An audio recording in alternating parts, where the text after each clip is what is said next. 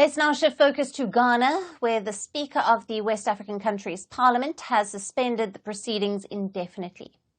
Speaker of Ghana's parliament, Alban Bagbin, suspended the proceedings of the House indefinitely on Tuesday after there were chaotic scenes over which political party held the majority in parliament.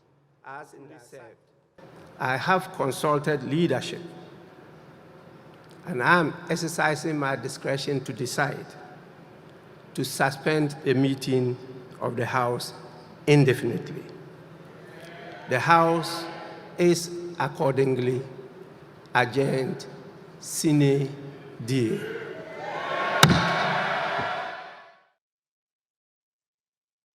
The move was triggered after a controversy erupted over the defection of 4 members of parliament ahead of the December 7th general elections. The defection, which was discovered last week, led the Speaker to declare those seats vacant. Now, this ignited a major power tussle between the ruling New Patriotic Party, or the NPP, and the opposition National Democratic Congress, or the NDC.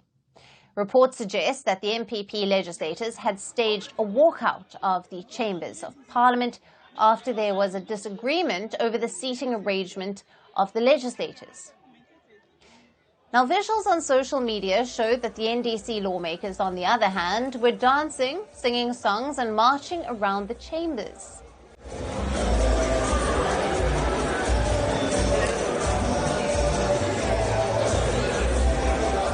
Now, Ghana is often regarded as a beacon of political stability in a region prone to unrest and coups. Then why did the Speaker have to suspend the proceedings? And what were the circumstances? Let's understand. On the 17th of October, 4 MPs, 2 from the NPP, 1 from the NDC and 1 independent lawmaker, said that they would run in the upcoming elections under fresh affiliations.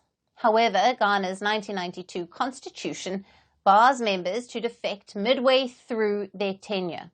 So the Speaker took cognizance of the situation and ruled that the 4 seats were vacant, giving opposition NDC a majority in the parliament.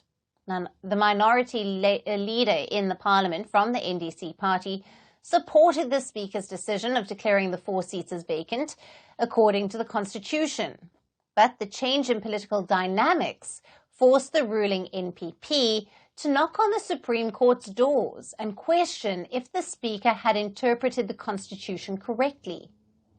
Last week, the Supreme Court asked the Speaker to hold his decision until the hearing was complete. Now, this meant that the MPs could retain their seats for the time being.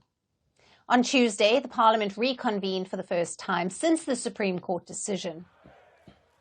MPs from both of the parties had jostled to grab the seats on the majority side, and the clash between the two sides resulted in chaos in Parliament. Ahead of the sitting on Tuesday, the Speaker had also requested the armed forces of Ghana to conduct canine and bomb sweeps of the chamber. But rumours spread on social media that the military was there to intervene in the proceedings. The armed forces later came out with a statement that the request was a part of a routine and that the military in no way had intervened in the proceedings of Parliament. The ruckus in Parliament ahead of the December polls has also left several citizens concerned. The political deadlock has ignited fears that there would not be any critical bills being passed and budgetary approvals practically halting governance. This also means that the Ghanaian economy, which is already under pressure due to the high cost of living, will also suffer. Now, the big question here is, will the Ghanaian Parliament be able to resume proceedings before the general elections in December, or will it push the West African country into political uncertainty? Firstpost decodes the U.S. election, explains how America chooses its president,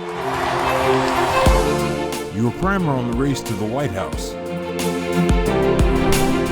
everything you need to know about how America votes and its global implications. U.S. Election Explained, every Monday and Thursday only on Firstpost.